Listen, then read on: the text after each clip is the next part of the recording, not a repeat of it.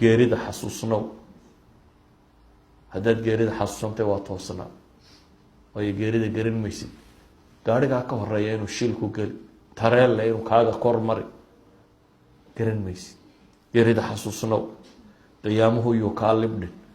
haddaad qiyaamaha ilowdo adduunuunu hortaada yaallo waagu markuu beriyo barnaamijkaad la soo kacdaa inuu yahay adduunuun hadduu noqdo oo aada ilowdo alxamdu lilahi aladii axyaana bacda maa amaatana wa ilayhi nushuur qofka muminkii markuu soo kaco wuxuu xasuustaa in jaanis kale la siiyey waxaa mahad leh ilaaha nafta igu soo celiyey geeri dabadeed isaguna loo noqonayo wa ilayhi nushuur qiyaamaha ilaabina aayadku waxay kaloo ina farayaan waxyaabaha lagu toosnaaday asbaabta waxaa ka mid a alamru bilmacruufi wanahyu cani lmunkar muxaadaraad badan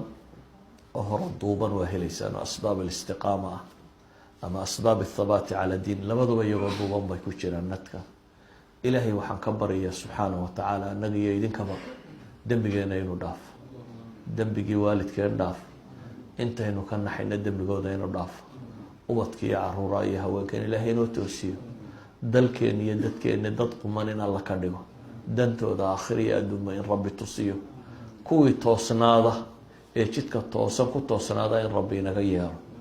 dariiqa toosnida in rabbi ina xasuusiyo iyo jidka lagu toosnaanayo inuu rabbi kuwa diinta ku sugma inaga yeelo nabi moxamed calayhi salaatu wasalaam baa ku ducaysanaya ilaahu qalbigayga diinta ku sugay inta rabbi diinta qalbigooda ku sugay in rabbi inaga yeelo sala allahuma calaa muxamedin wacala alihi wasaxbihi wasalam walxamdu lilaahi rabbi alcaalamiin